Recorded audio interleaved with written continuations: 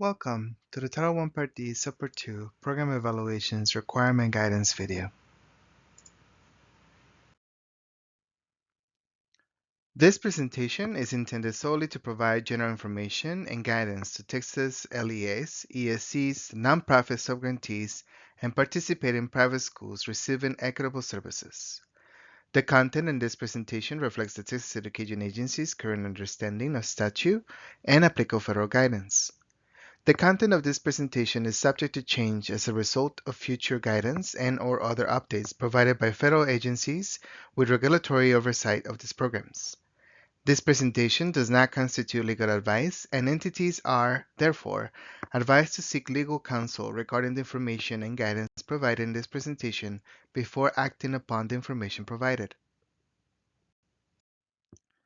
Recording use of artificial intelligence, the Texas Education Agency, TEA, does not permit third-party recording or use of artificial intelligence, AI, summary services during its grants-related trainings.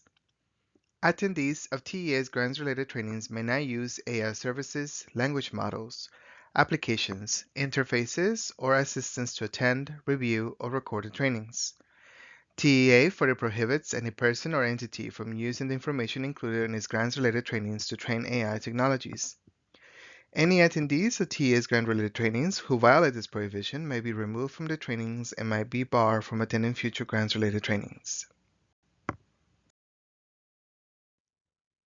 Documenting overall compliance for a program requirement may require several forms of documentation to be maintained locally and available upon request by TEA and/or an auditor.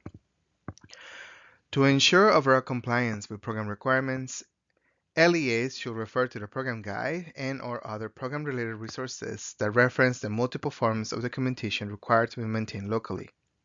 The documentation requested for submission during the validation process may not include all forms of documentation that are required to be maintained locally. Here we have the chosen program requirement for the upcoming monitoring process. Program evaluation is a requirement as stated in the Title I Part D, Subpart 3, which applies to both subparts of the Title I Part D statute. The LEAs that conduct a Title I Part D Subpart 2 program must evaluate the program, disaggregating the data on participation by gender, race, ethnicity, and age, while protecting individual student privacy not less than once every 3 years to determine program's impact. In order to demonstrate compliance, the LEA will submit documentation that shows the evaluation of the program.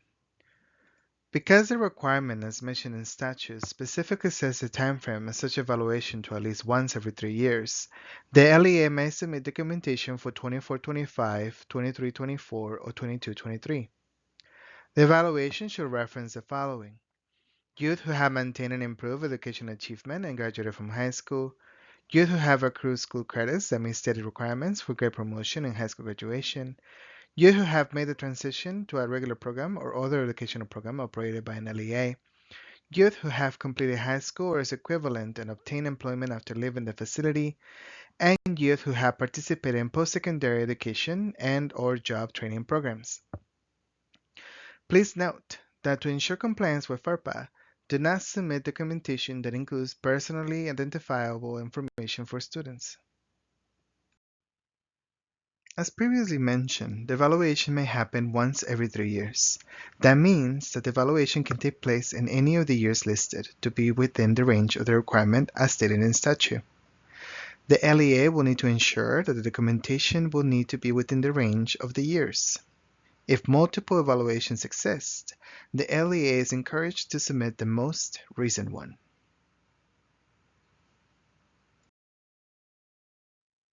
We would like to highlight that Section 1431B states that the segregation required in Subsection A shall not be required in a case in which the number of students in a category is insufficient to yield statistically reliable information or the results will reveal personally identified information about an individual student. This means if your program is small enough where numbers might indirectly identify students, the school system is not required to disaggregate data on participation by gender, race, ethnicity, and age. Issues that may result in an improvement in status for Item 1.1 include the following. Auditable documentation requested was not submitted.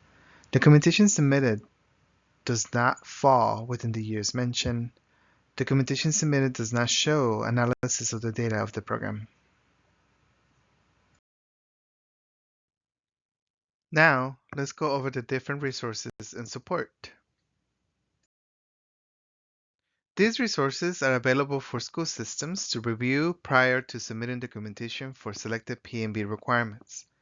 Please take advantage of these documents to ensure the district is informed of the overall process for program monitoring validations and all program-specific resources.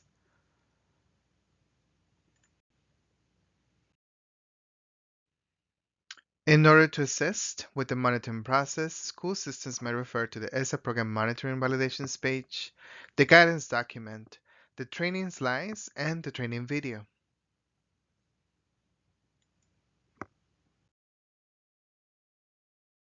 Thank you so much for your time and attention. If you have any questions, please reach out to the contact information listed.